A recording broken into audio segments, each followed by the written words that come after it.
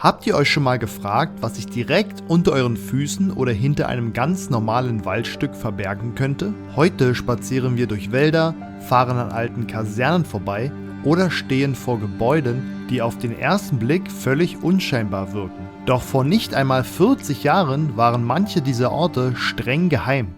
Einige standen auf keiner Karte, andere waren als Ferienheim, Waldstück oder Verwaltungsgebäude getarnt. Und manche durften normale DDR-Bürger überhaupt nicht betreten. In diesem Video zeige ich euch Geheimorte der DDR, die heute noch existieren. Dazu gehören eine verbotene Stadt, getarnte Stasi-Bunker, Kontrollanlagen an der Grenze, Gefängnisse, die offiziell kaum jemand kannte und unterirdische Führungszentralen für den Kriegsfall. Und am Ende stellt sich die Frage, warum brauchte ein Staat, der sich offiziell auf das Volk berief, so viele geheime Orte?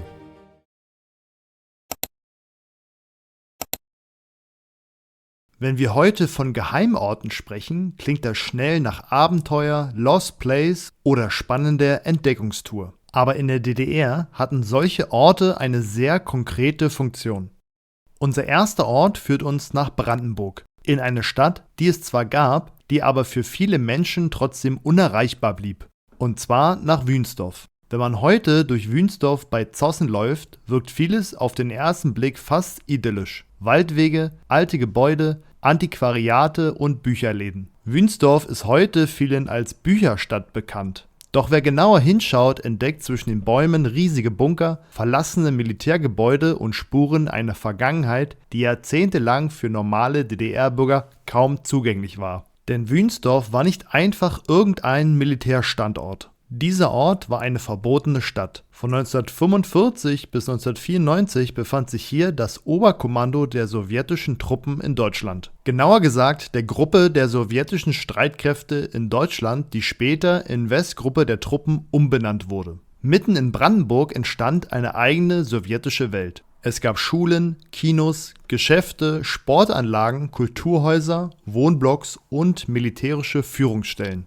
Bezahlt wurde teilweise mit Rubel, gesprochen wurde Russisch und für viele DDR-Bürger war klar, hier konnte man nicht einfach hinein. Zu Spitzenzeiten lebten hier Zehntausende sowjetische Soldaten, Offiziere, Zivilangestellte und Familienangehörige.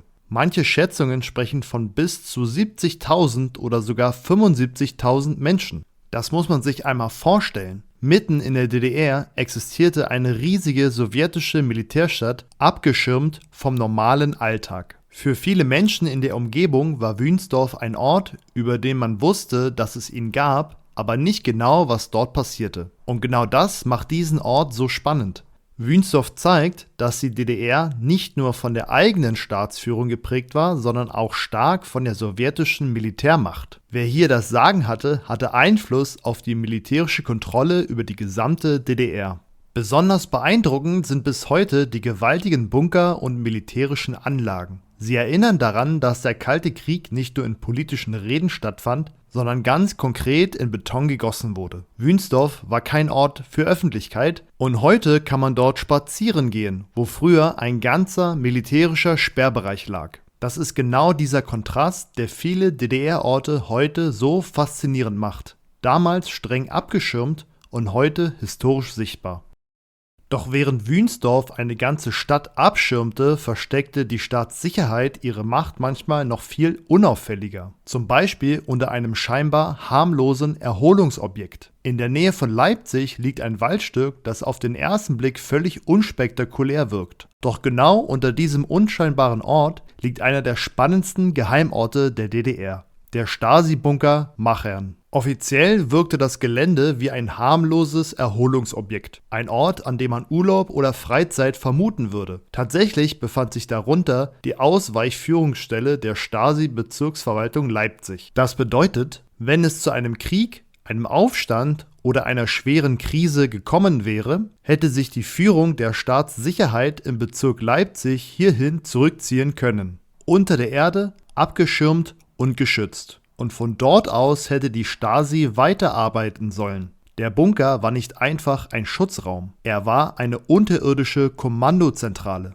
Mit Nachrichtentechnik, Arbeitsräumen, Schlafmöglichkeiten, Filteranlagen, Schleusen, Notstromversorgung und vor allem, was man brauchte, um im Ernstfall weiter Befehle geben zu können. Rund 100 bis 120 Personen hätten hier unterkommen und arbeiten können. Das eigentlich Erschreckende ist aber die Funktion, denn dieser Bunker war nicht dafür gedacht, die Bevölkerung zu schützen. Er war allein dafür gedacht, den Machtapparat funktionsfähig zu halten, auch dann, wenn oben die Krise ausgebrochen wäre. Und genau hier zeigt sich ein wichtiger Punkt. Die DDR bereitete sich nicht nur auf äußere Feinde vor, sondern auch auf innere Unruhen. Die Staatssicherheit dachte in Szenarien von Krieg, Aufstand, Sabotage und Widerstand. Und falls so etwas passiert wäre, sollte der Überwachungsapparat weiterlaufen. Wer damals in der Nähe vorbeikam, sah kein Machtzentrum der Staatssicherheit, sondern ein scheinbar normales Erholungsobjekt. Heute ist der Bunker ein Museum. Man kann durch die engen Gänge gehen, die Technik sehen und sich vorstellen, wie hier im Ernstfall gearbeitet worden wäre. Doch um zu verstehen, wie die Staatssicherheit im Alltag funktionierte, müssen wir nicht nur unter die Erde schauen. Wir müssen einige Kilometer weiter in eine Stadt gehen, in der die Stasi mitten im Zentrum saß. Und zwar Leipzig. Mitten in der Leipziger Innenstadt steht ein Gebäude, das viele Menschen heute vielleicht einfach als historisches Haus wahrnehmen würden. Es ist groß, massiv und an einer Ecke auffällig abgerundet. Deshalb kennt man es bis heute als die runde Ecke. Heute befindet sich dort ein Museum. Doch zu DDR-Zeiten war dieses Gebäude der Sitz der Bezirksverwaltung für Staatssicherheit in Leipzig. Von hier aus wurde überwacht, gesammelt, ausgewertet und gesteuert. Viele DDR-Bürger wussten zwar, dass dort die Stasi saß, aber kaum jemand wusste, was im Inneren wirklich alles geschah. Die Staatssicherheit sammelte Informationen über Menschen, Gruppen, Kirchen, Künstler, Jugendliche, Ausreisewillige, Oppositionelle und über ganz normale Bürger, wenn sie als verdächtig galten. In der Ausstellung sieht man bis heute Dinge, die fast absurd wirken und gleichzeitig sehr bedrückend sind. Geruchsproben in Gläsern, Geräte zum heimlichen Öffnen von Briefen, Überwachungstechnik, Akten, Abhörgeräte und Büros mit originaler Ausstattung. Genau hier wurde die Überwachung organisiert. Und im Herbst 1989 wurde die runde Ecke zu einem symbolischen Ort der friedlichen Revolution. Als immer mehr Menschen in Leipzig demonstrierten, wuchs auch die Angst, dass die Stasi ihre Akten vernichten könnte. Denn diese Akten waren Beweise. Beweise für Überwachung, für Bespitzelung, für politische Verfolgung, für das Netz aus hauptamtlichen Mitarbeitern und inoffiziellen Informanten. In vielen Stasi-Dienststellen liefen in den letzten Wochen der DDR Aktenvernichter heiß. Papier wurde zerrissen, verbrannt oder unbrauchbar gemacht. Doch Bürgerinnen und Bürger besetzten Stasi-Zentralen und verhinderten an vielen Orten, dass noch mehr Beweise verschwanden. Die runde Ecke steht deshalb für zwei Dinge zugleich: für die Macht der Stasi vor 1989 und für den Mut der Menschen, die diese Macht 1989 sichtbar machten. Dieser Ort ist deshalb für dieses Video besonders wichtig, denn er zeigt, Geheimorte der DDR waren nicht immer versteckt im Wald. Manchmal standen sie mitten in der Stadt und trotzdem blieb das Entscheidende im Inneren verborgen. Aber was bedeutete dieser Überwachungsapparat konkret für Menschen, die ins Visier der Staatssicherheit gerieten? Dafür führt uns der nächste Ort nach Berlin-Hohenschönhausen. Heute liegt Berlin-Hohenschönhausen in einem ganz normalen Wohngebiet im Osten der Stadt. Straßen, Wohnhäuser, Alltag. Doch hinter der Grauen Mauer befindet sich einer der bedrückendsten Orte der DDR-Geschichte: die ehemalige zentrale Untersuchungshaftanstalt der Staatssicherheit. Heute ist sie eine Gedenkstätte. Viele Führungen werden von ehemaligen politischen Häftlingen oder historisch geschulten Guides durchgeführt. Und gerade dadurch wird dieser Ort besonders eindrücklich. Denn Hohenschönhausen war kein normales Gefängnis. Es war ein Ort, an dem Menschen gebrochen werden sollten. Nicht unbedingt durch offene Gewalt, wie man sie vielleicht aus Filmen erwartet, sondern oft durch psychologischen Druck, Isolation, Unsicherheit, stundenlange Verhöre, Schlafentzug, Desorientierung und Angst. Viele Gefangene wussten zunächst nicht einmal, wo sie sich befanden. Sie wurden im getarnten Fahrzeug dorthin gebracht, oft in Lieferwagen, die von außen harmlos wirkten. Dafür wurde oft der Kastenwagen Barkas B1000 verwendet. Besonders bekannt ist Hohenschönhausen auch deshalb, weil der Ort auf DDR-Stadtplänen lange nicht als Gefängnis erkennbar war. Das Gebiet war abgeschirmt. Ein weißer Fleck auf der DDR-Faltkarte. Ein Ort, den es im öffentlichen Bewusstsein eigentlich nicht geben sollte. Für Angehörige konnte das bedeuten, ein Mensch verschwand aus dem Alltag, aber genaue Informationen waren schwer zu bekommen. Für jüngere Menschen klingt das heute vielleicht absurd und viel zu weit weg, aber viele ehemalige Häftlinge leben noch. Sie erzählen bis heute, was es bedeutete, in einem Staat zu leben, in dem Kritik, Ausreisewunsch oder Opposition schwerwiegende Folgen haben konnten. Hohenschönhausen ist ein Ort der politischen Verfolgung. Während die runde Ecke Akten und den Apparat zeigte, zeigt Hohenschönhausen, was der Apparat tatsächlich mit den Menschen machen konnte. Doch Kontrolle gab es nicht nur im Innern des Landes, sie zeigte sich auch an den Grenzen. Und einer der größten Kontrollorte der DDR lag direkt an der Autobahn zwischen Hannover und Berlin.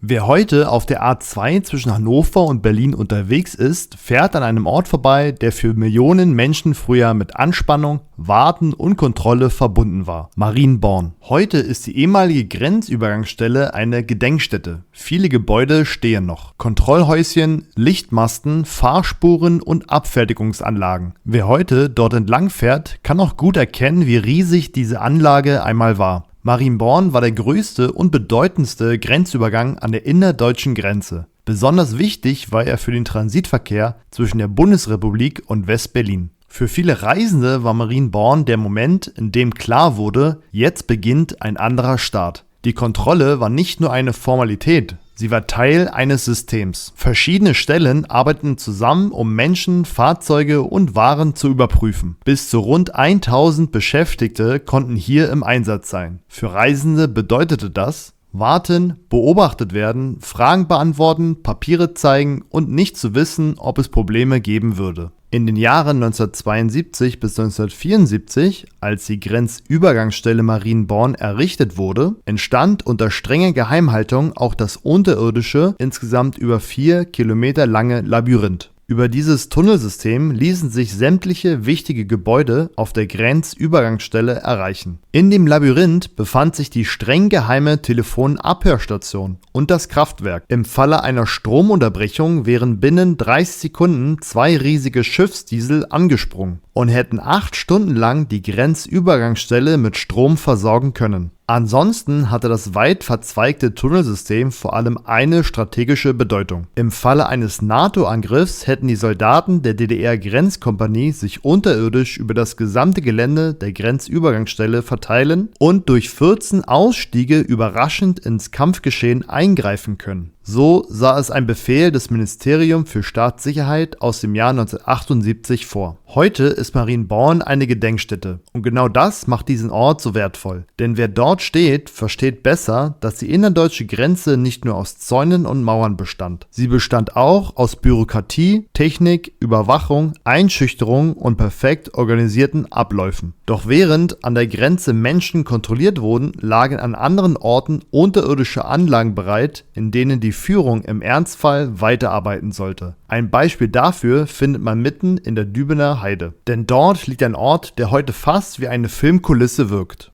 Die Bunkeranlage Cossa. Wer dort heute durch die Anlage geht, sieht lange Gänge, schwere Türen, alte Technik, Röhren, Kabel, Telefone und Räume, in denen die Zeit stehen geblieben zu sein scheint. Doch Cossa war kein Filmset. Die Anlage war Teil der militärischen und zivilen Führungsstruktur der DDR. Sie sollte im Ernstfall als geschützter Ausweichsitz dienen. Das bedeutet, wenn Krieg, Krise oder ein anderer Ausnahmezustand eingetreten wäre, hätten bestimmte Führungsstellen von hier aus weiterarbeiten können. Unter der Erde, abgeschirmt und verbunden mit Nachrichtentechnik. Besonders spannend ist, dass Cossa fast wie ein unterirdisches Dorf wirkt. Nicht ein einziger Schutzraum, sondern ein ganzes System aus Bunkern, Verbindungsgängen und technischen Einrichtungen. Man findet dort bis heute originale Nachrichtentechnik. Telefone, Fernschreiber, Schaltanlagen, Arbeitsplätze und Technikräume. Diese Geräte waren nicht einfach Dekoration. Über solche Systeme wären Befehle empfangen, weitergegeben weitergegeben und koordiniert worden. Und genau das zeigt wieder ein zentrales Prinzip der DDR. Im Ernstfall sollte die Führung weiter funktionieren. Nicht unbedingt die Gesellschaft, sondern der Apparat. Die Bunkeranlage Kossa ist deshalb ein guter Ort, um zu erklären, wie der Kalte Krieg konkret aussah. Nicht nur als Konflikt zwischen USA und der Sowjetunion und nicht nur als Wettrüsten, sondern als Alltag aus Vorbereitung, Planung und Angst vor dem Ernstfall. Viele Menschen lebten über Jahrzehnte mit der Möglichkeit, dass aus dem Kalten Krieg ein heißer Krieg werden könnte. Und Staaten wie die DDR bauten dafür unterirdische Strukturen. Versteckt im Wald, getarnt und abgeschirmt. Heute kann man diese Anlagen betreten und sich fragen, was wäre passiert, wenn diese Räume wirklich gebraucht worden wären. Und damit kommen wir zum wahrscheinlich mächtigsten Bunker in diesem Video. Einem Ort, der für den militärischen Ernstfall der DDR eine zentrale Rolle gespielt hätte. In Brandenburg bei Hanekopp liegt einer der beeindruckendsten Bunker der DDR. Von außen wirkt er heute wie ein massiver Betonbau, teilweise in der Landschaft eingebettet. Doch unter der Erde verbirgt sich eine riesige Anlage. Der Bunker war die vorbereitete Hauptführungsstelle des Ministeriums für nationale Verteidigung der DDR. Ein Ort, an dem die militärische Führung im Kriegsfall weitere Befehle hätte geben sollen. Wenn man diesen Ort betritt, merkt man schnell, das war kein improvisierter Schutzraum. Das war ein hochkomplexes militärisches System. Mehrere Etagen tief, massive Betonstrukturen, schwere Schleusen, Technikräume, Arbeitsräume, Versorgungssysteme und Nachrichtentechnik. Der Bunker war darauf ausgelegt, gegen die Folgen eines Atom-, Chemie- oder konventionellen Angriffs geschützt zu sein. Im Ernstfall hätten hier mehrere hundert Menschen unterkommen können. Für eine begrenzte Zeit, unabhängig von der Außenwelt. Mit einer eigenen Stromversorgung, Belüftung,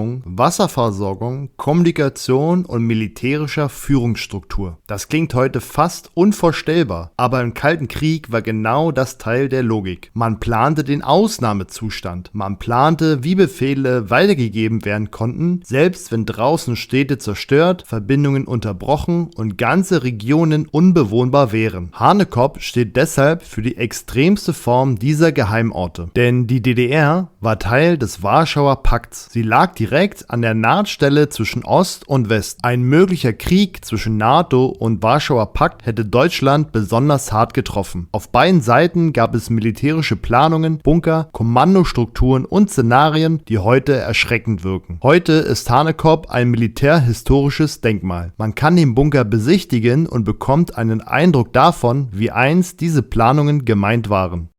Und damit kommen wir zurück zu der Frage vom Anfang. Warum brauchte ein Staat, der sich offiziell auf das Volk berief, so viele geheime Orte?